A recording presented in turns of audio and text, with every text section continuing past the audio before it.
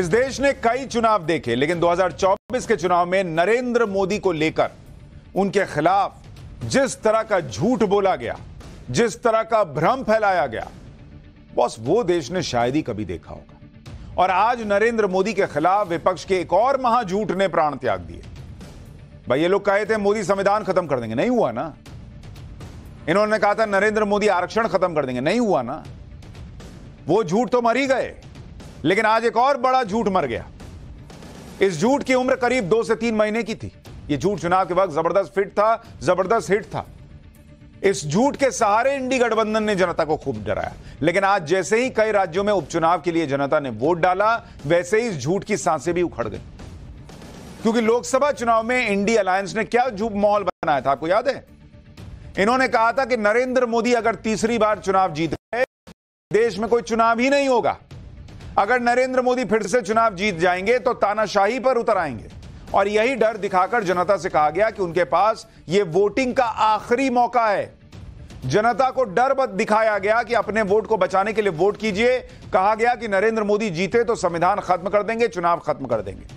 अगर नरेंद्र मोदी जीते तो फिर इसके बाद देश में कोई चुनाव ही नहीं होगा।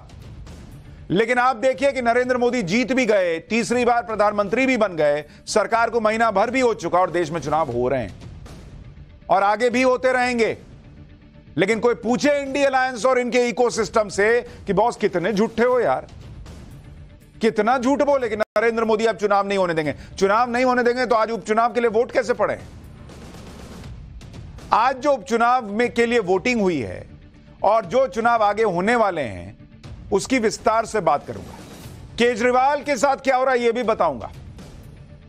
लोकसभा चुनाव के बाद आज पहले उपचुनाव हुए और इन चुनाव में एनडीए और इंडी अलायंस का टेस्ट हो रहा है। इसके अलावा यूपी में नरेंद्र मोदी और योगी की जोड़ी का भी जल्द एक और टेस्ट होने वाला है, उसके बारे में भी आज बात होगी। और इस टेस्ट में राहुल गांधी और अखिलेश यादव की नई ताकत का भी टेस्ट हो जाएगा। इसके अलावा देश में एक नेता है अरविंद केजरीवाल, जिनका टेस्ट ही खत्म नहीं हो रहा।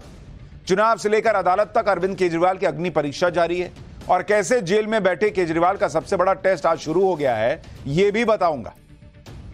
लेकिन सबसे पहले आपको बताता हूं कि किन राज्यों में आज उपचुनाव के लिए वोट पड़े हैं।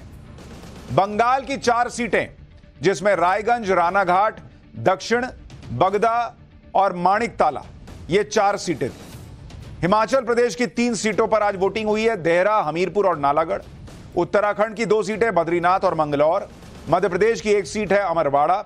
और पंजाब की 1 सीट, जालंधर वेस्ट के अलावा बिहार की 1 सीट रुपौली है, जहां पर आज वोटिंग हुई। और तमिलनाडु की 1 सीट, विक्रामबंदी।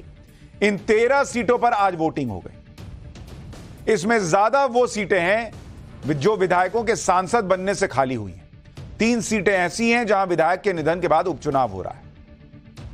इन 13 सीटों पर एनडीए और इंडी गठबंधन की सीधी टक्कर है।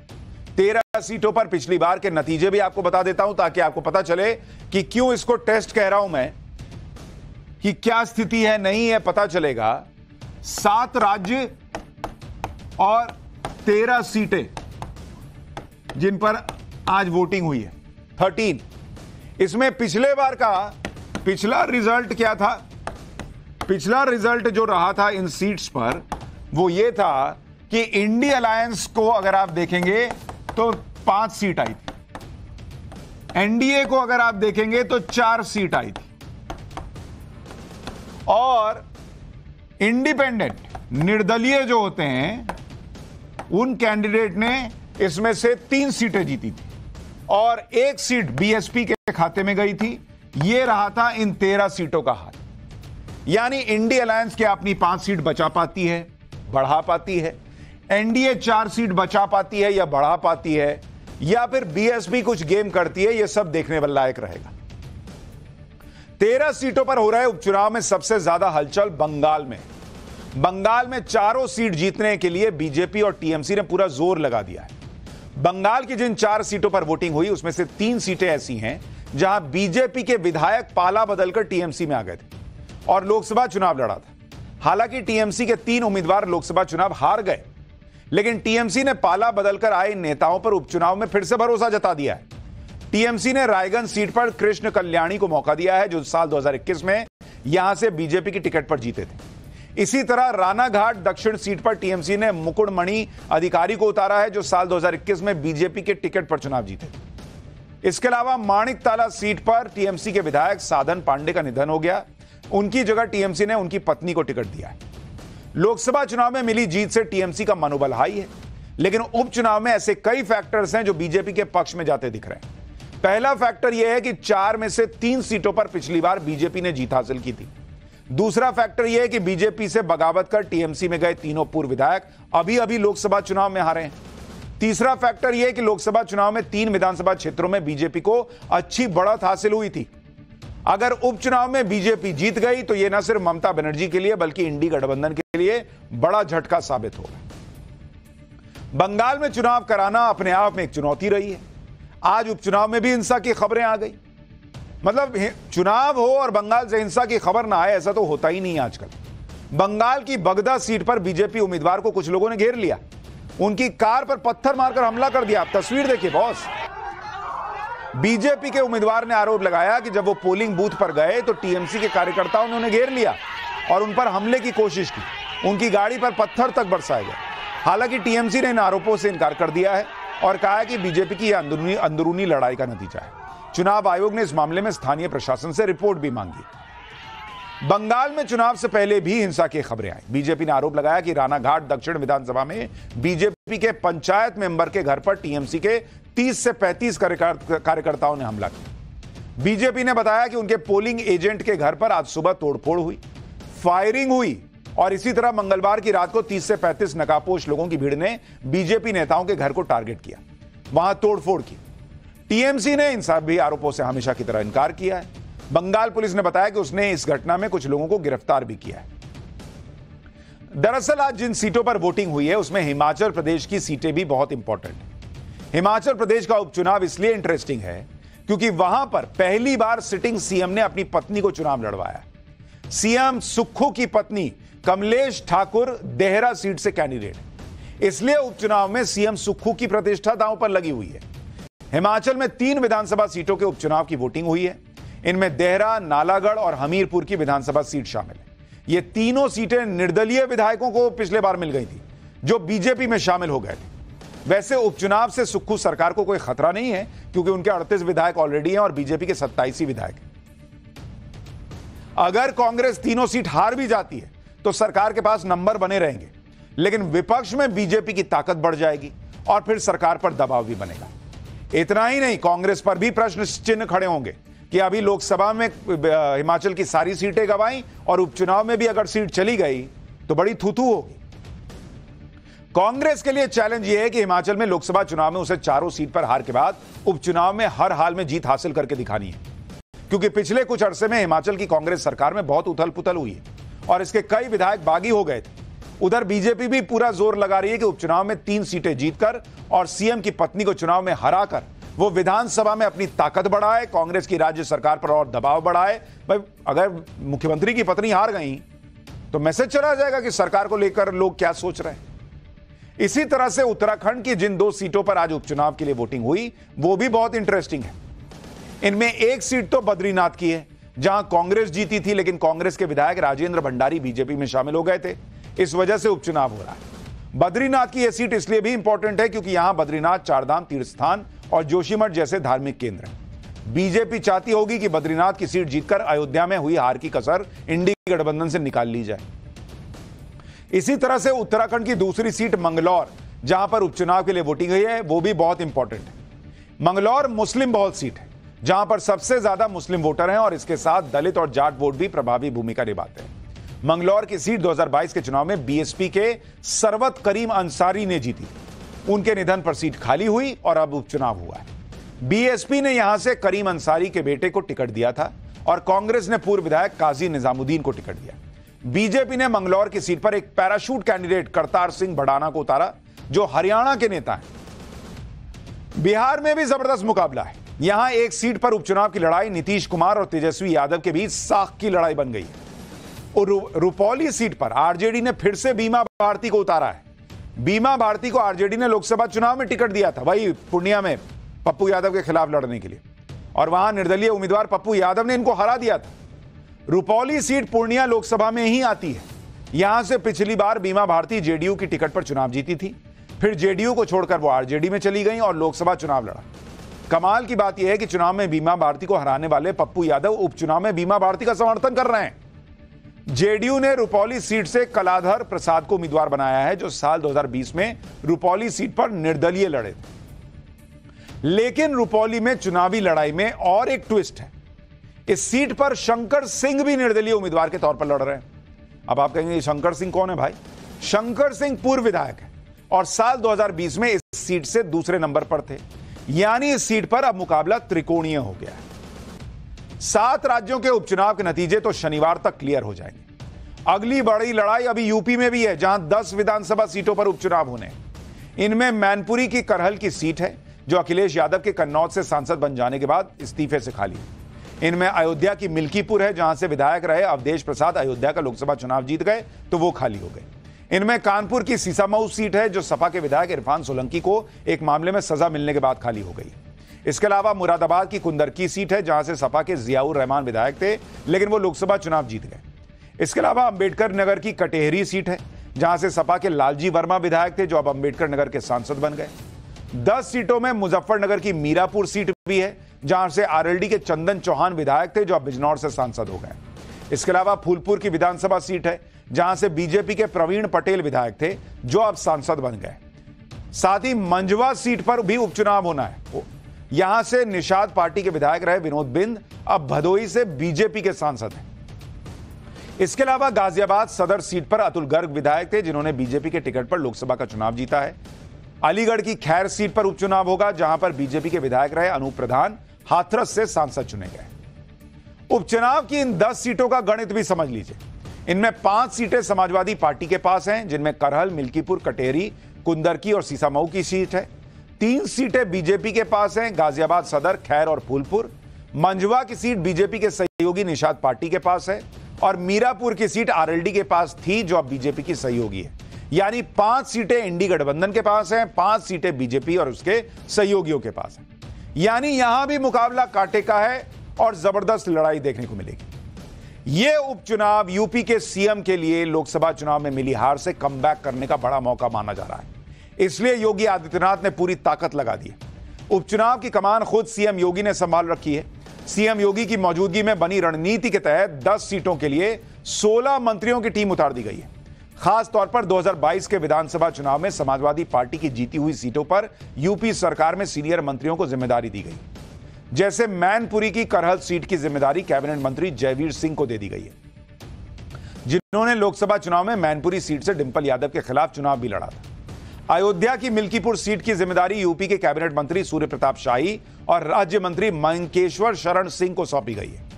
अंबेडकर नगर की कटेहरी सीट का जिम्मा कैबिनेट मंत्री स्वतंत्र देव सिंह और अपना दल एस के कोटे से राज्य मंत्री आशीष पटेल को दिया गया। आशीष पटेल केंद्रीय मंत्री अनुप्रिया पटेल के पति हैं। इसी तरह मुरादाबाद की कुंदरकी सीट के लिए कैबिनेट मंत्री धर्मपाल सिंह और स्वतंत्र प्रभार के राज्य मंत्री जेपीएस राठौर को प्रभारी बनाया गया है। कानपुर की सीसामऊ सीट की जिम्मेदारी कैबिनेट मंत्री सुरेश खन्ना और कैबिनेट मंत्री संजय निषाद को सौंपी गई। संजय निषाद पार्टी के अध्यक्ष भी हैं। इसी तरह पिछले चुनाव में अपनी जीती हुई सीटों पर कब्जा बनाए रखने के लिए भी योगी आदित्यनाथ ने अपने मंत्रिमंडल के सहयोगियों को मैदान में उतार दिया कि जाओ देखो कैसे क्या करना है। जैसे गाजियाबाद सदर सीट की जिम्मेदारी कैबिनेट मंत्री सुनील शर्मा को दे दी गई, जो गाजियाबाद की ही साहिबाबाद सीट से विधायक है। प्रयागराज की फूलपुर सीट के लिए कैबिनेट मंत्री राकेश सचान और स्वतंत्र प्रभार के राज्य मंत्री दयाशंकर सिंह को प्रभारी बना दिया गया। अलीगढ़ की जो खैर सीट है, उसका जिम्मा कैबिनेट मंत्री लक्ष्मी नारायण चौधरी को सौंपा गया। इसी तरह योगी आदित्यनाथ ने 2022 के विधानसभा चुनाव में सहयोगी दलों की जीती हुई 2 विधानसभा सीटों पर भी दोबारा जीत का प्लान तैयार किया। इसके लिए मुजफ्फरनगर की मीरापुर सीट के लिए आरएलडी कोटे से कैबिनेट मंत्री अनिल कुमार और राज्य मंत्री सोमेंद्र तोमर को प्रभारी बनाया गया, जबकि मिर्जापुर की मझवा सीट की जिम्मेदारी कैबिनेट मंत्री अनिल राजभर को दे दी गई है। यानी यूपी में इस उपचुनाव में जबरदस्त जोर लगा रही है बीजेपी। यूपी में कमबैक के लिए योगी लगातार तैयारी भी कर रहे हैं, एक्शन भी ले रहे हैं। आज ही सीएम योगी ने यूपी में लेखपाल भर्ती के नियुक्ति पत्र बांट दिए, जो काफी समय से लटके हुए थे। लेखपाल भर्ती के नियुक्ति पत्र क्लियर करने के साथ ही सीएम योगी ने सपा का पुराना राज याद दिलाया कि चाचा भतीजे के जमाने में क्या होता था। सुनिए सीएम योगी ने चाचा भतीजे पर क्या कहा है, फिर आपको बताता हूं कि अखिलेश यादव की रणनीति क्या है। 2017 के पहले क्या होता था? ये जो भर्ती आधे लेखपालों के पद खाली पड़े हुए क्यों पड़े हुए थे? क्योंकि भर्ती नहीं होती थी। भर्ती की प्रक्रिया में तमाम होल थे। भर्ती की प्रक्रिया को पहले ही चाचा भतीजे की जोड़ी वसूली के लिए निकल पड़ती थी और पूरा खानदान अलग अलग जिले आवंटित हो जाते थे। मुझे याद है लेखपालों की भर्ती की एक प्रक्रिया को कैसे इन्होंने दागी बना दिया था। योगी आदित्यनाथ और बीजेपी ने तो उपचुनाव के लिए पूरा जोर लगा रखा है, लेकिन अखिलेश यादव कौन सा बैठने वाले हैं, वो भी पूरी तैयारी टाइट किए हुए हैं। जैसे अखिलेश यादव मिल्कीपुर सीट के उपचुनाव में यहां से विधायक रहे अवधेश प्रसाद के बेटे अजीत प्रसाद को चुनाव में उतार सकते हैं, कहा जा रहा है। अंबेडकर नगर की कटेहरी सीट से अखिलेश यादव लालजी वर्मा की बेटी छाया वर्मा को टिकट दे सकते हैं। फूलपुर विधानसभा सीट से अखिलेश यादव अमरनाथ मौर्य को उतार सकते हैं। अमरनाथ मौर्य ने फूलपुर लोकसभा सीट मजबूती से लड़ा था और कम वोटों के अंतर से हारे थे। अखिलेश यादव मैनपुरी की करहल विधानसभा सीट छोड़कर ही सांसद बने हैं। यहां से वो अपने परिवार के सदस्य तेज प्रताप यादव को उतार सकते हैं। तेज प्रताप यादव मुलायम सिंह के पौत्र हैं और मैनपुरी से सांसद रह चुके हैं। इसके अलावा अखिलेश यादव उपचुनाव की सीटों पर अपने नेताओं से रिपोर्ट भी ले रहे हैं। लोकसभा चुनाव की तरह अखिलेश यादव उपचुनाव में भी पीडीए की रणनीति के तहत ही उतरेंगे माना जा रहा है। इधर इंडी गठबंधन और एनडीए का टेस्ट होना है। दूसरी तरफ देश में एक ऐसी पार्टी और ऐसे नेता हैं जिनकी राजनीति अलग ही लेवल पर चल रही है। अरविंद केजरीवाल की आम आदमी पार्टी ने नया इतिहास रच दिया है। शराब घोटाले में ईडी ने जो नई चार्जशीट दाखिल की है उसमें 38 आरोपियों का नाम है। इसमें 37वें नंबर के आरोपी के रूप में दिल्ली के सीएम अरविंद केजरीवाल का नाम दर्ज है और 38वें आरोपी के रूप में आम आदमी पार्टी का भी नाम दर्ज है। सोचिए, जो पार्टी और नेता राजनीति बदलने आए थे उनकी हालत यह हो गई कि देश में पहली बार किसी राष्ट्रीय पार्टी को आरोपी बनाकर उसका नाम चार्जशीट में डाला गया। ईडी ने अपनी चार्जशीट में कोर्ट को बताया कि अरविंद केजरीवाल ही शराब घोटाले के मुख्य साजिशकर्ता हैं। उन्हें गोवा इलेक्शन में रिश्वत के पैसे का इस्तेमाल की जानकारी थी और वो इसमें शामिल थे। चार्जशीट में अरविंद केजरीवाल और आरोपी विनोद चौहान के व्हाट्सएप चैट का डिटेल दिया गया है। आरोप है कि के कविता के पीए ने विनोद के जरिए 25 करोड़ रुपए गोवा चुनाव के जरिए आम आदमी पार्टी को पहुंचाए थे। चार्जशीट में कहा गया है कि अरविंद केजरीवाल आम आदमी पार्टी के संरक्षक है। इस वजह से पार्टी के हर काम के लिए वो जिम्मेदार है। आम आदमी पार्टी प्रोसीड ऑफ क्राइम यानी अपराध से अर्जित आय की मुख्य तौर पर लाभार्थी है। साउथ लॉबी की तरफ से आए बतौर रिश्वत 100 करोड़ में 45 करोड़ का इस्तेमाल आम आदमी पार्टी ने गोवा इलेक्शन में किया था। शराब घोटाले के आरोपों के मामले में अरविंद केजरीवाल की मुश्किलें अब और बढ़ने वाली हैं, क्योंकि पीएमएलए कोर्ट ने 17 मई को दाखिल ईडी की चार्जशीट पर संज्ञान ले लिया है और अरविंद केजरीवाल के खिलाफ 12 जुलाई का प्रोडक्शन वारंट जारी हुआ है। ईडी ने यह भी आरोप लगाया है कि जांच के दौरान अरविंद केजरीवाल के 11 बार बयान दर्ज किए गए और वो कई बार सवालों के गोलमोल जवाब देते दिखे और जानकारी छिपाने की कोशिश की। इधर केजरीवाल का जेल से छूटना मुश्किल लग रहा है, उधर उनकी पार्टी धीरे धीरे टूटनी शुरू हो गई। केजरीवाल की पार्टी के कई नेता आज बीजेपी में शामिल हो गए। इनमें से एक नेता राजकुमार आनंद तो केजरीवाल सरकार में मंत्री थे और कुछ महीने पहले ही मंत्री पद से उन्होंने इस्तीफा दिया था। राजकुमार आनंद आम आदमी पार्टी छोड़कर बीएसपी में गए थे और लोकसभा का चुनाव लड़ा था, लेकिन अब वो बीजेपी में शामिल हो गए। राजकुमार आनंद के साथ ही छतरपुर से आम आदमी पार्टी के विधायक करतार सिंह तंवर भी बीजेपी में शामिल हो गए। इसके अलावा आम आदमी पार्टी के पार्षद उमेद सिंह फोगाट ने भी आज बीजेपी ज्वाइन कर ली। यानी जो लोग एक वक्त पर केजरीवाल के साथ होते थे, अब वो केजरीवाल से दूर जा रहे हैं। पूर्व मंत्री ने बीजेपी ज्वाइन कर ली, विधायक ने ज्वाइन कर ली बीजेपी, पार्षद ने ज्वाइन कर ली बीजेपी एक ही दिन। सुनिए बीजेपी ज्वाइन करने के बाद इन नेताओं ने क्या कहा। जब मैं दिल्ली का मंत्री बना, मैंने बहुत मेहनत की। सब लोग जानते हैं कि मैंने कितने काम किए, लेकिन फिर भी जो मेरी विश लिस्ट होती थी उसमें हमेशा दलितों के काम होते थे, उसमें हमेशा कमजोरों के काम होते थे। और जब जब मैं उस विश लिस्ट को अरविंद केजरीवाल को दिखाता था, वो कन्नी काटने लग जाते थे। वो दलितों का काम करने में कोताही बरतते थे और दलितों का काम करने में उनका कोई इंटरेस्ट नहीं होता था। यानी केजरीवाल के लोग न सिर्फ पार्टी छोड़ रहे हैं, बल्कि केजरीवाल पर गंभीर आरोप भी लगा रहे हैं कि अरविंद केजरीवाल का दलितों से कोई लगाव ही नहीं था। वो केजरीवाल दलितों के मामले में कन्नी काटते थे। यानी केजरीवाल जेल में है और यहां पार्टी का अलग ही हिसाब किताब बैठा है। पाठशाला में अब अगली क्लास। मोदी को ताने देने वाली कांग्रेस की वो वॉशिंग मशीन जो आपने नहीं देखी। कांग्रेस की वॉशिंग मशीन से निकल आया राहुल का असली चेहरा क्या, अब इसका चार्ट।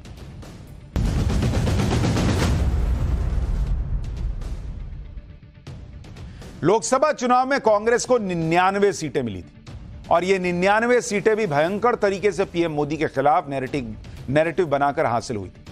मोदी जीते तो संविधान बदल देंगे, मोदी जीते तो आरक्षण खत्म कर देंगे, मोदी जीते तो फिर कभी चुनाव नहीं होगा। कांग्रेस ने यह भी नैरेटिव खड़ा किया कि बीजेपी दूसरी पार्टी के नेताओं को डराती है, बीजेपी दूसरी पार्टी के नेता विधायकों को खरीदती है, बीजेपी को वॉशिंग मशीन तक कांग्रेस ने कह दिया था। आप देखिए, वो आपको पुरानी तस्वीर दिखा रहा हूं। ये लोग एक वॉशिंग मशीन उठा के लाए थे और कहते थे कि ये देखिए, ये बीजेपी की वॉशिंग मशीन है, इसमें जो जाता है वो साफ हो जाता है। तो ये कांग्रेस ने चुनाव के वक्त किया था। ये आपको याद दिला रहा हूं, लोकसभा चुनाव के दौरान कांग्रेस के नेता वॉशिंग मशीन दिखा रहे थे। वॉशिंग मशीन लेकर कांग्रेस के नेता प्रेस कॉन्फ्रेंस किया करते थे, कहते थे कि ये बीजेपी की वॉशिंग मशीन है जिसमें दूसरी पार्टियों के दाग धुल जाते हैं। और ये नैरेटिव पूरे इंडी गठबंधन ने चलाया कि बीजेपी दूसरे पार्टियों को तोड़ती है, बीजेपी को वॉशिंग मशीन बताया। कांग्रेस से लेकर ममता बनर्जी तक सब लोग बीजेपी को वॉशिंग मशीन पार्टी बता रहे थे। लेकिन लोकसभा चुनाव खत्म होने के बाद अब वॉशिंग मशीन कांग्रेस के खेमे से भी निकल आई। अब कांग्रेस खुद क्या कर रही है यह भी देख लीजिए। तेलंगाना में कांग्रेस वही सब कर रही है जिसके आरोप वो बीजेपी पर लगाती थी। संविधान और नैतिकता की बात करने वाली कांग्रेस ने तेलंगाना में भारत राष्ट्र समिति यानी बीआरएस में भयंकर भगदड़ मचा रखी है। और यह आरोप खुद बीआरएस के नेता लगा रहे हैं, के चंद्रशेखर राव। बीआरएस और तेलंगाना के पूर्व सीएम चंद्रशेखर राव पर कांग्रेस हमला करती रही है, करप्शन का आरोप लगाती थी। बीआरएस नेताओं को करप्ट बताती थी कांग्रेस जब बीआरएस की सरकार थी। और उसी बीआरएस के नेताओं, सांसदों और विधायकों को अब राहुल गांधी की कांग्रेस की सदस्यता दी जा रही है, जिसके बाद सवाल खड़े हो रहे हैं कि क्या कांग्रेस खुद वॉशिंग मशीन बन गई है। भाई, आपने कहा बीआरएस एकदम करप्ट पार्टी, अब उसके लोग आप में और कांग्रेस में शामिल हो रहे हैं, तो आपकी वॉशिंग मशीन कहां गई फिर? क्या बीआरएस नेताओं पर लगे आरोप कांग्रेस में आकर धुल जा रहे हैं? क्या कांग्रेस बीआरएस को खत्म कर देना चाहती है जैसा वो बीजेपी के लिए कहती थी? राहुल गांधी जो बोलते हैं वो खुद क्यों नहीं करके दिखाते? क्या कांग्रेस ने बीआरएस विधायकों को खरीदा है जैसा वो बीजेपी पे आरोप लगाती थी? ये सारे आरोप कांग्रेस पर लग रहे हैं। वैसे राजनीति में नेताओं का एक पार्टी से दूसरी पार्टी में आने जाने का सिलसिला बहुत पुराना है और यह हर पार्टी के साथ होता है। कांग्रेस के साथ यही होता है तो वो हंगामा करती है, नैरेटिव गढ़ने लगती है कि जैसे देश में पहली बार कोई पार्टी छोड़कर नेता इधर उधर जा रहे हैं। और अब खुद बीआरएस को तोड़ने की कोशिश करने का आरोप उस पर लग रहा है। यानी कांग्रेस जितने भी नैरेटिव फैला रही है उन सब की सच्चाई अब धीरे धीरे सामने आ रही है। ये सारी बातें और आरोप इसलिए लग रहे हैं क्योंकि तेलंगाना में कांग्रेस ने पूर्व सीएम के चंद्रशेखर राव की पार्टी बीआरएस के खिलाफ जैसे जंग छेड़ी हुई है।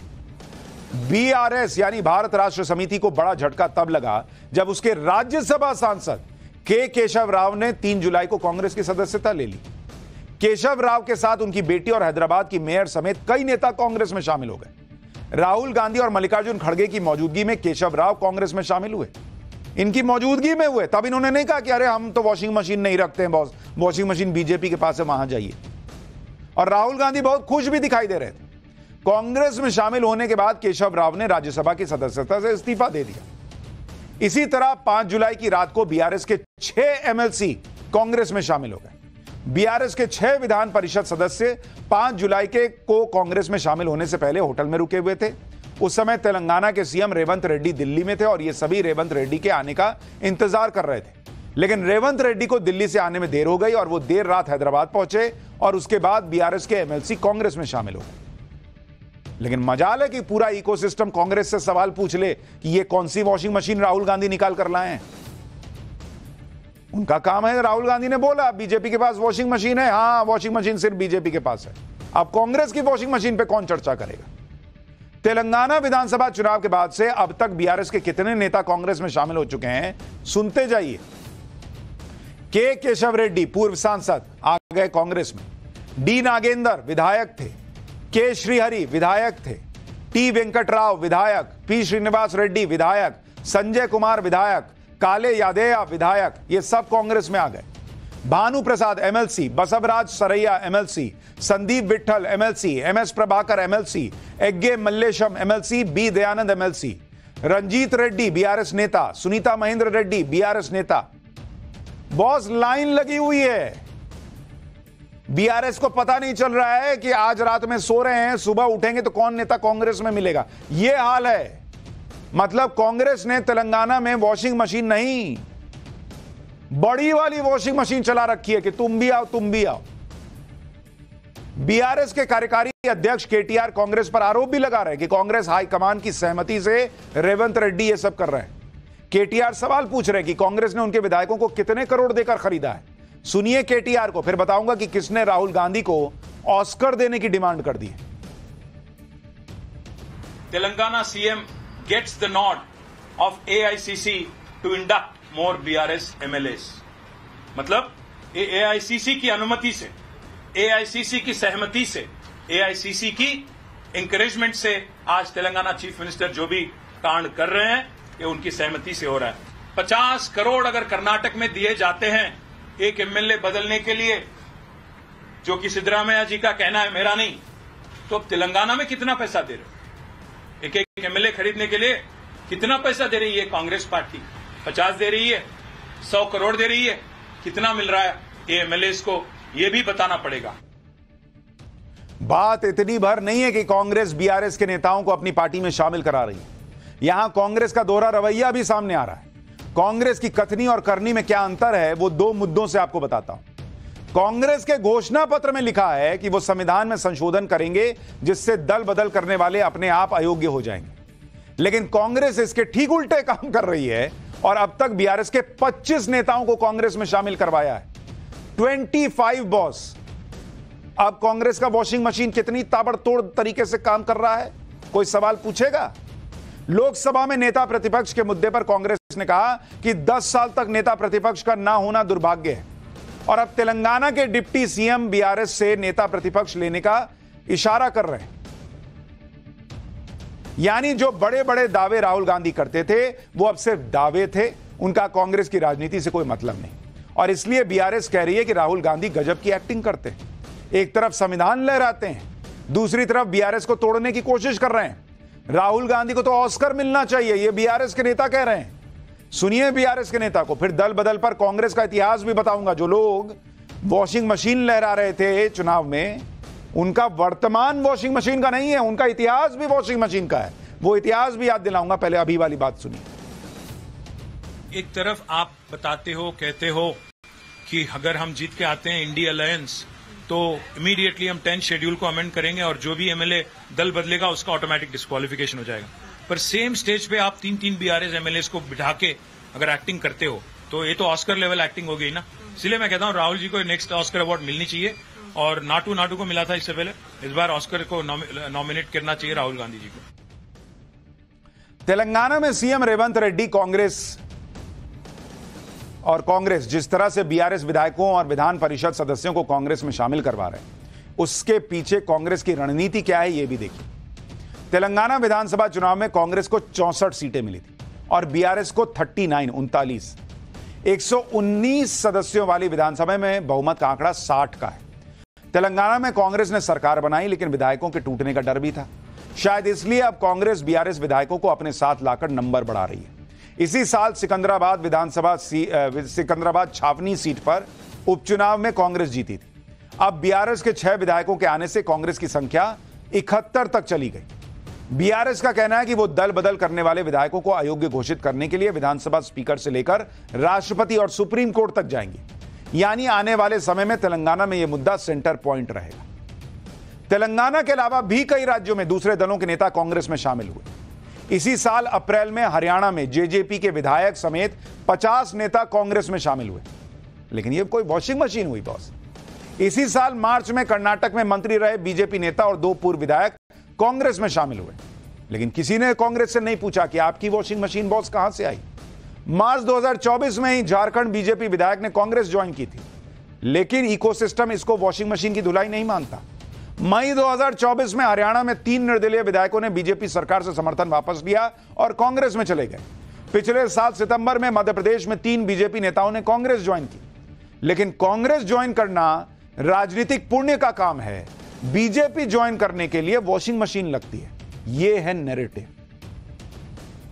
कांग्रेस आज जो तेलंगाना में कर रही है, उसी तरह से कांग्रेस कई बार दूसरी पार्टियों के नेताओं को तोड़कर अपने साथ ला चुकी है। दल बदल कराने का कांग्रेस का इतिहास है बॉस। जो उद्धव ठाकरे आज कांग्रेस के साथ गठबंधन में है और कांग्रेस के सहारे महाराष्ट्र में सत्ता हासिल करना चाहते हैं, क्या वो ये भूल गए कि कांग्रेस ने उनके पिता बाल ठाकरे के साथ क्या किया था? 1990 में महाराष्ट्र विधानसभा चुनाव में कांग्रेस को 288 में से 141 सीटें मिली।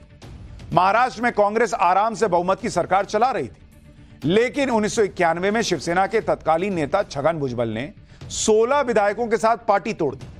छगन भुजबल ने अपनी पार्टी को शिवसेना बी का नाम दिया। शिवसेना के 2 सांसद भी पार्टी छोड़कर छगन भुजबल के साथ आ गए। उसके बाद छगन भुजबल इन सभी विधायकों और सांसदों के साथ कांग्रेस में चले गए। शिवसेना को तोड़ने का दिमाग शरद पवार का माना जाता है, जो उस समय कांग्रेस के बड़े नेता थे और केंद्र में रक्षा मंत्री थे। यानी आज शिवसेना टूट गई तो नरेंद्र मोदी की वॉशिंग मशीन है। जब कांग्रेस से जुड़ने के लिए छगन भुजबल ने शिवसेना तोड़ी थी, तब क्या फर्क पड़ता था? तब तो ये पॉलिटिक्स थी ना। यानी उस समय कांग्रेस सरकार को कोई खतरा भी नहीं था, पूर्ण बहुमत भी था, उसके बाद भी शिवसेना तोड़ दी गई थी। दल बदल का सिलसिला नया नहीं, काफी पुराना है और इसमें कांग्रेस का योगदान तो सबसे ज्यादा है। दल बदल के लिए आया राम गया राम का मुहावरा आपने सुना होगा, और यह मुहावरा भी कांग्रेस नेता की वजह से ही चर्चा में आया। ये जो तस्वीर आप देख रहे हैं, इनका नाम गया लाल है, और गया लाल ने दल बदल की वो मिसाल कायम की जिसकी चर्चा आज भी की जाती है। गया लाल की वजह से ही दल बदलुओं के लिए आया राम गया राम की बात कही जाती है। और गया लाल ये सब कर चुके थे 1967 में हरियाणा के पहले विधानसभा चुनाव के बाद। 1966 में हरियाणा का गठन हुआ, 1967 में पहले चुनाव हुए।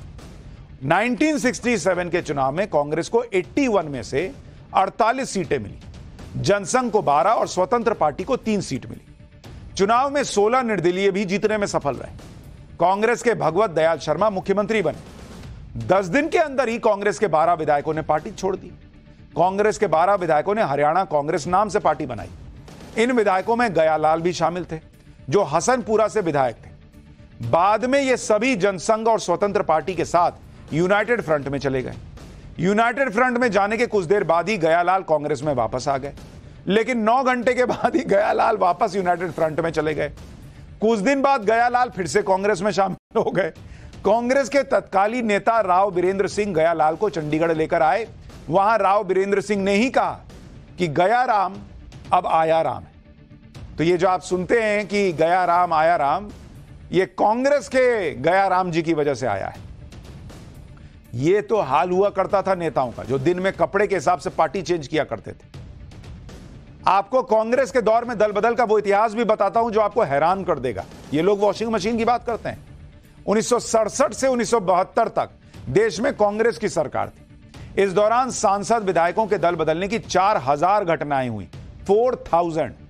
इतना ही नहीं, ये वो दौर था जब कांग्रेस का बोलबाला था और हर राज्य में कांग्रेस एक बड़ी ताकत थी और सरकार बनाती थी। लेकिन जहां सरकार नहीं बन पाती थी, वहां क्या करती थी वो भी याद दिलाता हूं। 1967 में 16 राज्यों में विधानसभा चुनाव हुए। इनमें से 7 राज्यों में कांग्रेस सरकार नहीं बना पाई।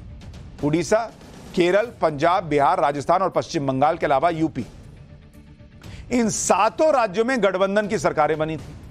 कुछ ही समय में यूपी, बंगाल, पंजाब, बिहार, एमपी में सरकार ही गिर गई। कांग्रेस ने इन राज्यों के विपक्षी दलों से मिलकर इन सरकारों को गिरा दिया। इससे सत्ताधारी दलों में भयंकर दल बदल हुआ। दल बदलने वाले नेताओं ने कांग्रेस का साथ दिया। नतीजा यह हुआ कि बंगाल, बिहार और पंजाब में कांग्रेस की सरकार बन गई। यानी कांग्रेस के पास वॉशिंग मशीन तब से है, पॉलिटिकल वॉशिंग मशीन, जब देश में किसी के पास वॉशिंग मशीन नहीं थी। बीजेपी तो दूर की बात है। आज कांग्रेस तेलंगाना में जो कर रही है वो कांग्रेस के लिए नया नहीं है। दल बदल के अलावा कांग्रेस का इतिहास सरकारें गिराने का भी रहा है। 1950 से अगस्त 2023 तक कांग्रेस ने 88 बार राज्यों पर राष्ट्रपति शासन लगाया है। जनता पार्टी की सरकार ने 22 बार राज्यों पर राष्ट्रपति शासन लगाया। बीजेपी ने इस दौरान 15 बार राष्ट्रपति शासन लगाया और जनता दल ने 9 बार राष्ट्रपति शासन लगाया। और राहुल गांधी संविधान लहराते हैं। राज्यों में राष्ट्रपति शासन लगाने वाले टॉप 4 प्रधानमंत्रियों की बात करें तो इंदिरा गांधी ने 51 बार राष्ट्रपति शासन लगाया था, मोरारजी देसाई ने 17 बार, मनमोहन सिंह ने 12 बार राष्ट्रपति शासन लगाया और पीवी नरसिम्हा राव ने 10 बार राष्ट्रपति शासन लगाया। यानी टॉप के प्रधानमंत्रियों में बीजेपी का तो एक भी नहीं है। यही लोग बीजेपी और पीएम मोदी के खिलाफ नैरेटिव फैलाते हैं कि भारत में लोकतंत्र खत्म हो जाएगा। कई देश भी भारत के लोकतंत्र को लेकर कमेंट करते रहते हैं, लेकिन हाल ही में आई पीयू रिसर्च की रिपोर्ट तो कुछ और ही बता रही है। इस रिपोर्ट में अलग अलग देश में लोग और वहां के लोकतंत्र से कितना लोग संतुष्ट हैं, यह इसका आंकड़ा दिया गया। अपने देश में लोकतंत्र से कितने लोग संतुष्ट हैं, जरा इसकी तस्वीर देखिए। जो लोग कहते हैं भारत में लोकतंत्र नरेंद्र मोदी खत्म कर रहे हैं, ये पीयू रिसर्च की रिपोर्ट आपको बता रहा हूं। और इसमें लोकतंत्र से संतुष्ट लोगों ने क्या कहा, इसका आंकड़ा आपको दिखाता हूं। अमेरिका में, यूएस में 31% लोग जो हैं वो संतुष्ट हैं अपने यहां के लोकतंत्र से, 31%। ब्रिटेन में 39% लोगों ने कहा कि हम लोकतंत्र जिस तरह से है अभी हमारे यहां उससे संतुष्ट हैं। कनाडा में 52% लोगों ने कहा पीयू रिसर्च की इस सर्वे में कि भाई हम हमारे यहां के लोकतंत्र से संतुष्ट है, हमारे यहां लोकतंत्र सुरक्षित है। अब भारत के को लेकर लोगों ने क्या कहा भाई, इस रिसर्च में भारत में 77% लोगों ने कहा कि वो लोकतंत्र से संतुष्ट हैं जिस हाल में आज का लोकतंत्र है। तो जिन देशों की जनता अपने ही लोकतंत्र से खुश और संतुष्ट नहीं है, वो देश भारत को लोकतंत्र का पाठ ना पढ़ाएं और भारत में लोग, विपक्ष, लोकतंत्र की दुहाई ना दें। भारत का लोकतंत्र हमेशा मजबूत था और आगे भी रहेगा। पीएम मोदी संविधान बदल देंगे, आरक्षण खत्म कर देंगे, लोकतंत्र को खत्म कर देंगे।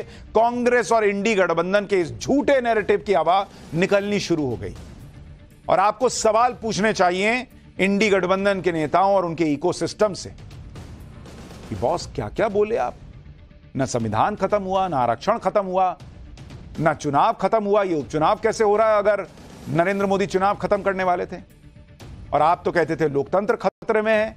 पीयू रिसर्च तो कह रही है कि भारत में चमचमा रहा है लोकतंत्र। क्या कीजिएगा, ये लोग राजनीति के जादूगर हैं, नैरेटिव से दिमाग घुमा देते हैं। लेकिन अब आपको पाठशाला में चमत्कार को नमस्कार करने वाली भीड़ की सोच का चैप्टर दिखाता हूं। फूंक पानी जादुई कैंची से इलाज होगा। गजब अजब, ऐसे बाबा जो होश उड़ा देंगे। हाथरस वाले बाबा के बाद ऐसे बाबाओं का चैप्टर जिनके बारे में आपने कभी न सुना होगा, ना उनकी जो सो कॉल्ड शक्तियां हैं उनके बारे में सोचा होगा।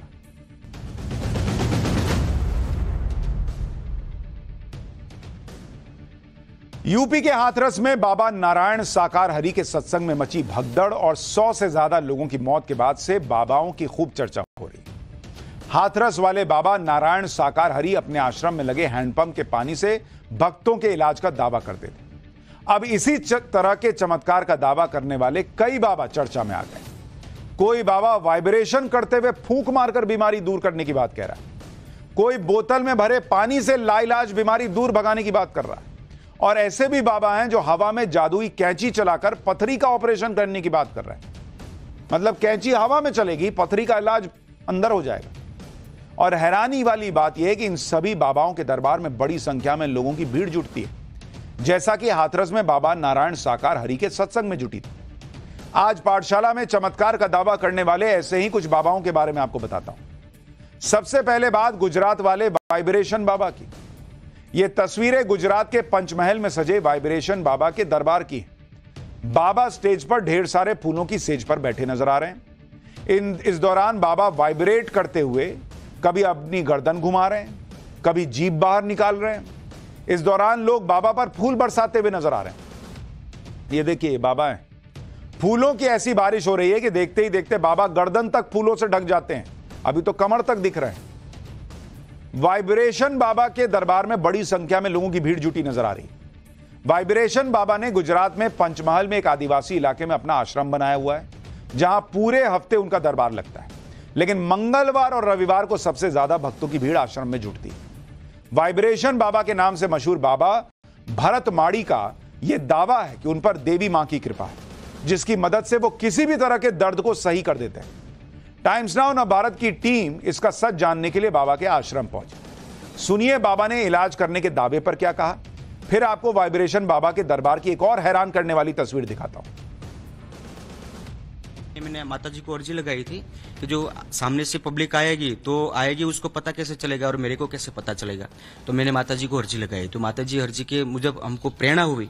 तो प्रेरणा में माता जी ने हमको ऐसा बताया कि देखो, जो सामने जो मानस आएगा वो बिठेगा बरोबर अर्जी लगाने का, आपको 3 फूक लगाने का, ऐसे 3 फूक लगाने का बराबर। 3 फूक लगाओगे, उसमें नकारात्मक ऊर्जा होगी तो चलने लग जाएगी, और जो नहीं चलेगी तकलीफ रहेगी बराबर, तो उसको हॉस्पिटल भेज देने का बराबर ना। ऐसा हमने माता जी के पास ऐसा प्रेरणा में हमको बोला था माता जी ने। तो हम आते हैं तो उसको हम फूक लगाते हैं। पहले तो अर्जी करवाते हैं, माता जी को अर्जी लगाओ, हम भी अर्जी लगाते हैं, फिर भी अच्छा नहीं होता तो हम फूक लगाता है।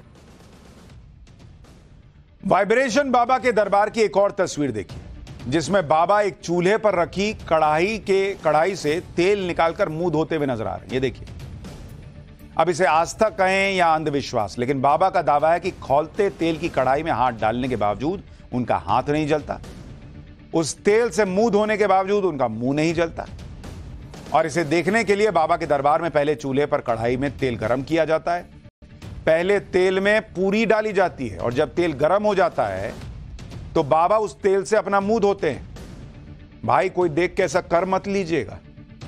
बाबा का दावा है कि जब उन पर माता की कृपा होती है तो खौलते तेल का भी उन पर कोई असर नहीं होता। पहले गर्म तेल वाले इस दावे पर बाबा ने क्या कहा है वो सुनिए, फिर आपको बताऊंगा वाइब्रेशन बाबा कैसे फोन पर भी भक्तों के इलाज का दावा कर रहा है। उन्होंने गाना शुरू कर दिया माता जी के नाम से कि माता जी क्यों नहीं आ गए, ऐसे करके उन्हें रेगड़ी दाखला शुरू किया। तो हमको यहाँ ध्रुजारी हुई, हाथ पर ध्रुजारी हुई, हाथ ऊपर से ध्रुजारी हुई। ऐसे ध्रुजारी करते करते करते करते करते इधर आया, उधर आया, ऐसे ऐसे उधर आया, मगज में आया। तो फिर उसको हमको मालूम नहीं चला कि मेरे को क्या हुआ। तो हमको ध्रुजारी आते आते आते आते जो हमको नीचे ले गया, तेल का तावा की तरफ हमको ले गई। हमको तो कुछ मालूम नहीं था हमको क्या हुआ। तो वहां ले गया कि तेल के तावे के आगे हमको बिठा के उसके बाद हमने पूरी निकाली और मुख पर ऐसे तेल लगाया बराबर, ऐसे हाँ जला नहीं। उसके जो सब अच्छा ठीक हो गया ना, उसके बाद हमको पता चला कि ये सब कैसे मैंने कर दिया। तो तेल लगा है, मुंह पर भी तेल लगा है बराबर, ऐसे मैंने कैसे किया। तो बाद में हमको पता चला कि यार वो तो माता जी की कृपा हुई, मैं तो डरता था। तो उसी समय में हमको अनुभव हुआ कि जो माता जी का जो ध्रुजारी के साथ जो माता जी कुछ आता है तो उनके हिसाब से आपको कुछ करने देता, वो अच्छा हो जाता है। दांत डालो ना डालो उससे कुछ होता नहीं है, फुली बोली नहीं होता। उसका हमको विश्वास पक्का हो गया। अब बताइए, ऐसे ऐसे अजीबोगरीब दावे हैं। सवाल उठता है कि कोई इंसान अपने हाथों को गर्म तेल की कढ़ाई में कैसे डाल सकता है। विज्ञान को मानने वाले कुछ लोग इसे करतब कहते हैं, तो कोई ट्रिक मानता है, कोई आंखों को धोखा देने की कला बताता है। लेकिन वाइब्रेशन बाबा तो यह भी दावा करते हैं कि छोटे मोटे दर्द तो वो मोबाइल फोन पर ही ठीक कर देते हैं। फोन वाले इलाज पर वाइब्रेशन बाबा को सुनिए, फिर आपको पानी से इलाज करने का दावा करने वाले एक और बाबा जी से मिलवाता हूं। फोन पे भी इलाज कर देते हैं, अभी मैंने देखा। जी छाती में दर्द का इलाज आपने फोन पे ही कर दिया। जी फोन में भी ऐसे। उसके बाद हमको ऐसा हुआ कि जो फूक मारने से हो जाता है, तो मैं मैंने एक्टिव किया फोन में कि जो फोन में होता है कि नहीं होता है। जो हमको पूछता है कि आप घर पर हो कि नहीं हो, तो हम पूछते हैं कि भाई आपको क्या हुआ है, आपको आना है कि नहीं, हमको दर्शन करने आने का है, लेकिन हमको घुटन में दर्द है, कमर में दर्द है, ऐसा वो बोलता। तो मैंने उसको एक्टिव किया कि जो फूक लगाते तो उसमें आराम होगा कि नहीं होगा। तो हम फोन में भी ऐसे माता जी को अर्जी लगाते थे, खमकारा करते थे। कैसे करते थे? ऐसे करते थे।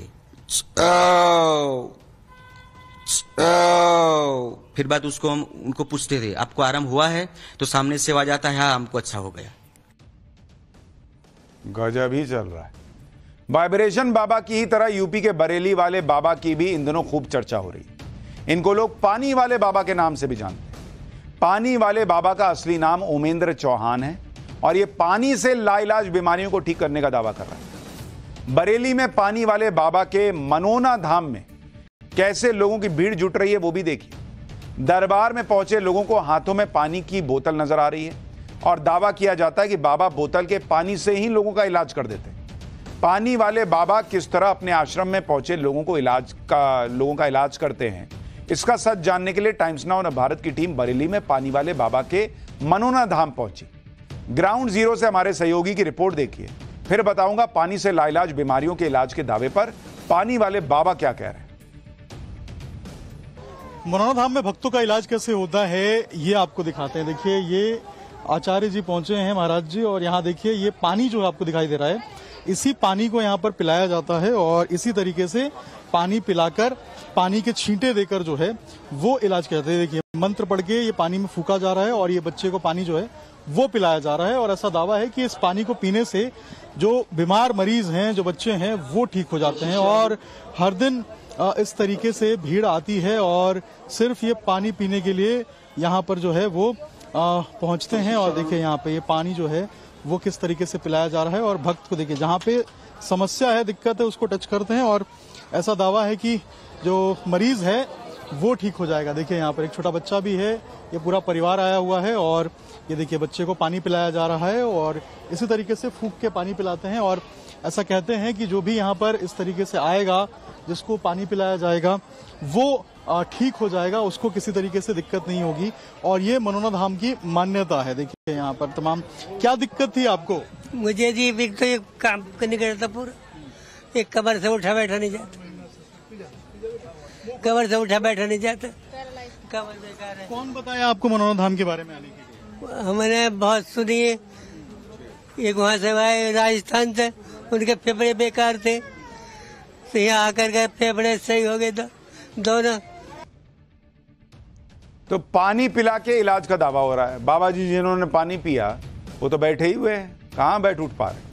हालांकि हाथरस वाले बाबा नारायण साकार हरि की तरह बरेली के पानी वाले बाबा खुद को भगवान का अवतार नहीं बताते, बल्कि उनका दावा है कि भगवान की कृपा से मरीज ठीक होते हैं। पानी वाले बाबा को भी सुन ही लीजिए, फिर आपको पानी वाले बाबा पर उनके भक्तों के विश्वास की हैरान करने वाली तस्वीर दिखाऊंगा। मेरा कोई ये दावा नहीं है, क्योंकि दावा इंसान कैसे कर सकता है, ये सब ईश्वर की कृपा से होता है और जो भी चमत्कार होता है बाबा करते हैं। मुझे सिर्फ माध्यम बनाया है, किसी को मैंने टच किया, अगर वो ठीक हुआ तो बाबा की कृपा से हुआ। बाबा ने मेडिटेटर बना रखा है, मुझे एक माध्यम बना रखा है। बहुत सी बीमारियां ऐसी हैं जिनको हमने कभी सुना नहीं, वो भी मेरे हाथों से ठीक हुई हैं, मैं जानता नहीं। जैसे एक MDS नाम की बीमारी है, एक गोला गोकर्ण नाथ, मैं तो नाम बता रहा हूँ, उनका सब कुछ बता रहा हूँ। गोला गोकर्ण नाथ के व्यापारी हैं, बहुत बड़े उद्योगपति हैं वो, तो वो उनका फोर्टिस हॉस्पिटल, मैक्स हॉस्पिटल, सब जगह उनका इलाज चला। लगभग 1.25 करोड़ रुपए वो अपने ऊपर खर्च कर चुके थे। उनके एक मित्र उनको लेके चले आए यहाँ पर, हमने उनको जल पिलाया, जल पिलाने के बाद आशीर्वाद दिया। 1 महीने बाद हमारे पास वापस आके आए, को हमारे बॉडी से सिम्टम्स ही गायब हो गए। अब बरेली में पानी वाले बाबा के आश्रम से आई हैरान करने वाली तस्वीर देखिए। टाइम्स नाउ भारत की टीम जब आश्रम में पहुंची तो देखा कि तमिलनाडु से करीब 2500 किलोमीटर का सफर तय करके एक परिवार 50 दिन के बच्चे के इलाज के लिए पहुंचा है। बच्चा वेंटिलेटर पर है और उसे एम्बुलेंस के जरिए बाबा के आश्रम में लाए। बाबा एम्बुलेंस में ही बच्चे का पानी से इलाज करते हुए नजर आए। देखिए वहां क्या चल रहा है।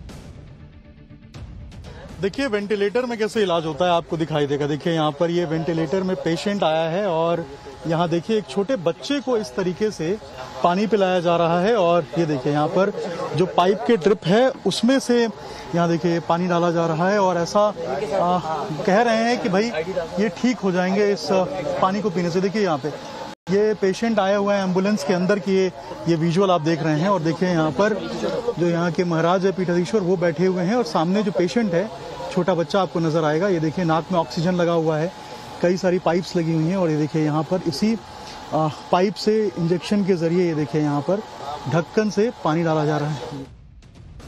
अब जिसको जो लग रहा है वो उस हिसाब से पहुंच जा रहा है इलाज कराने, लेकिन हमारी टीम को वहां पानी पीते ही कोई चमत्कार होता तो दिखा नहीं। अब हवा में कैंची चलाकर पथरी का इलाज करने वाले बाबा से मिलिए। मध्य प्रदेश के चित्रकूट में बाबा अपने आश्रम में बैठे नजर आ रहे। बाबा ने हाथों में कैंची जैसा कुछ पकड़ा है, जिसे बाबा आंख बंद करके हवा में हिलाते दिख रहे हैं। आश्रम के बाहर कुछ लोग भी बैठे हैं। कैंची वाले बाबा के नाम से मशहूर बाबा हनुमान दास का दावा है कि वो दैवीय शक्तियों की मदद से पथरी का इलाज करते हैं। हालांकि उनका दावा है कि जब मरीज को बार बार आश्रम आने में परेशानी होती है तो उनके पास पथरी के इलाज के लिए ऐसी दवाइयां भी हैं जिससे 1 महीने के अंदर पथरी ठीक हो जाती। सुनिए कैंची वाले बाबा को। पथरी के इलाज जो है कुछ देवी शक्तियों के भी द्वारा कुछ किया जा सकता है, परंतु अगर दूर का मरीज है वो यहाँ आने में 2-3 दिन में बार बार आने में सक्षम नहीं है तो एक बार कुछ शक्तियों के द्वारा या हनुमान जी की कृपा से कुछ हो जाएगा और बाकी दवाइयाँ दे दी जाती हैं तो दवा से भी ठीक हो जाता है। पथरी जैसे किडनी की पथरी है तो बहुत सर्तिया और बहुत जल्दी निकल जाएगी, और अगर पित्त में पथरी है तो उसमें टाइम लग जाएगा, कुछ देख लिया जाता है। बाकी दवा ऐसी है कि 1 महीने के अंतराल में कैसी भी पथरी होगी।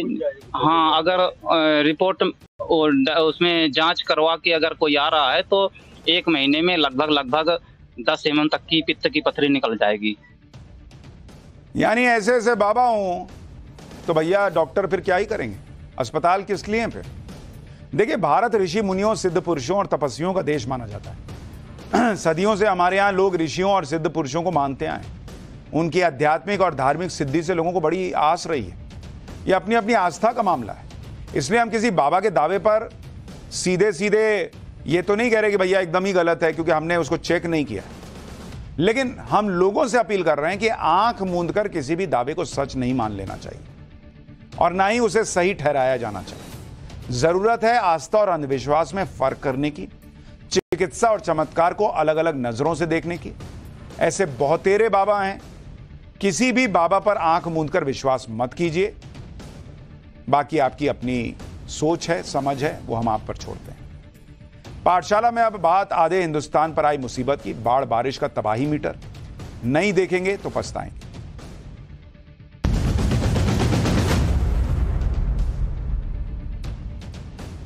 जिस मानसून का बेसब्री से इंतजार था वो अब आफत बनकर बरस रहा है। असम से हिमाचल प्रदेश तक पहाड़ों पर आफत की बारिश हो रही है। बिहार से गुजरात तक मैदानी इलाकों में बाढ़ जैसे हालात बने हुए हैं। कुल मिलाकर देखा जाए तो आधा हिंदुस्तान मानसून की मार झेल रहा है। सबसे बड़ी आफत पहाड़ों पर मंडरा रही है। लगातार बारिश के बाद कई जगहों पर पहाड़ दरक रहे हैं और लैंडस्लाइड हो रहा है। लैंडस्लाइड की ये तस्वीरें लोगों को डरा दे रही हैं। सबसे ज्यादा चर्चा हो रही है चमोली के पाताल गंगा इलाके से हैरान करने वाले वीडियो की, जहां चंद सेकंड में पहाड़ का एक बड़ा हिस्सा दरककर सड़क पर आकर गिर जाता है और अपने साथ खाई में सड़क को समेटता हुआ चला जाता है। वो तो गनीमत थी कि रास्ते को पहले ही बंद कर दिया गया था, इसलिए हादसे की चपेट में कोई आया नहीं। लगातार बारिश के चलते जोशीमठ बद्रीनाथ हाईवे, ऐसी तस्वीरें वहां से रोजाना देखने को मिल रही हैं। ये तस्वीर देखिए, एक दिन पहले ही चमोली से भी लैंडस्लाइड का डराने वाला वीडियो सामने आया। पहाड़ का बड़ा हिस्सा कैसे टूटकर नीचे आ गया आपके सामने। इसी के बाद एहतियातन बद्रीनाथ जाने वाले यात्रियों को पीपलकोटी और कर्णप्रयाग में रोक दिया गया और जोशीमठ बद्रीनाथ हाईवे को बंद कर दिया गया। हाईवे को बंद क्यों किया गया है वो भी देख लीजिए। प्रशासन के लाख मना करने के बाद भी लोग जान को जोखिम में डालकर जहां लैंडस्लाइड हो रहा है उसके बिल्कुल करीब पहुंच रहे हैं। ये तस्वीरें भी जोशीमठ की ही हैं, जहां लैंडस्लाइड होने से कुछ देर पहले लोगों को रोक दिया गया था और दूर रहने की हिदायत दी गई थी, लेकिन यात्री यही नहीं माने, आगे बढ़ने लगे। तभी पहाड़ का सीधे सड़क पर हिस्सा आकर गिरा, जिसमें कुछ लोग लैंडस्लाइड की चपेट में आते आते बचे। पिछले 3-4 दिनों से उत्तराखंड से जो तस्वीरें सामने आ रही हैं वो डराने वाली हैं। चमोली, जोशीमठ और पिथौरागढ़ में कई इलाकों में इसी तरह लैंडस्लाइड हो रही है और पहाड़ दरक रहे हैं। ऊंचाई वाले इलाकों में लगातार बारिश हो रही है, जिसकी वजह से नदियां भी उफान पर हैं और यह आफत अब मैदानी इलाकों में शिफ्ट हो रही है। जैसे यूपी का हाल देखिए। यूपी में बाढ़ के हालात से निपटने के लिए आज खुद सीएम योगी ग्राउंड पर उतरे। योगी आदित्यनाथ लखीमपुर खीरी पहुंचे, जहां वो लाइफ जैकेट पहनकर बोट पर नजर आए। इस दौरान उनके साथ एनडीआरएफ और एसडीआरएफ की टीम भी मौजूद रही। सीएम योगी लखीमपुर खीरी के उन इलाकों में पहुंचे जहां बाढ़ के कारण जरूरी चीजें जुटाने में मुश्किल हो रही है। लखीमपुर खीरी में बाढ़ के चलते 133 गांव और करीब 1 लाख लोग प्रभावित हुए। सीएम योगी ने सर्वे के बाद अधिकारियों से राहत कार्यों की जानकारी ली, साथ ही कुछ स्थानीय लोगों से भी बात की। ग्राउंड जीरो पर उतरने से पहले योगी आदित्यनाथ ने बाढ़ प्रभावित इलाकों का एरियल सर्वे भी किया। हेलीकॉप्टर से लखीमपुर खीरी और पीलीभीत के उन इलाकों का सर्वेक्षण किया जो बाढ़ से सबसे ज्यादा प्रभावित हुए। सीएम योगी ने नदियों और तटबंध के बीच बसे लोगों को दूसरी जगह बसाने के लिए अधिकारियों से प्रस्ताव भी मांगा। सीएम योगी ने कहा कि हर साल यह मुसीबत यूपी में हो रही बारिश के चलते नहीं आती है। बल्कि उत्तराखंड और नेपाल से पानी छोड़े जाने की वजह से बाढ़ जैसे हालात बन जाते हैं। अब आपको गुजरात का हाल भी दिखाता हूं। बेतहाशा बारिश के बाद कच्छ के अंजार में लगातार हालात बिगड़ते जा रहे हैं। शहर के कई इलाकों में बाढ़ जैसी तस्वीरें दिख रही हैं। नदी नाले खतरे के निशान के ऊपर बह रहे हैं। घरों में पानी भरने की वजह से लोगों को परेशानी का सामना करना पड़ रहा है। सड़कों पर इतना सैलाब आ गया कि एक एसयूवी उसमें बहने लगी। हालांकि कार के बह जाने से पहले ही उसे रेस्क्यू कर लिया गया। ट्रैक्टर और रस्सी की मदद से कार को निकाला गया। शहर की गलियों में इतनी तेज रफ्तार में पानी बह रहा है कि एक स्कूटी उसमें बहने लगी।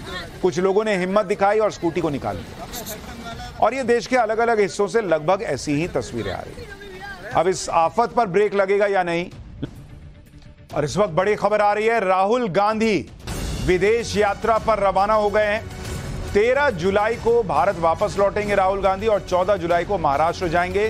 पंढरपुर में धार्मिक यात्रा में शामिल होंगे। यानी इस वक्त बड़ी खबर यह है कि राहुल गांधी, जिनके बारे में बीजेपी ये कहती थी कि चुनाव के नतीजे आएंगे और राहुल गांधी विदेश यात्रा पर निकल जाएंगे, वो काफी दिनों तक देश में ही रहे और बतौर लीडर ऑफ ऑपोजिशन अपनी राजनीति उन्होंने अपनी जिम्मेदारी निभाई।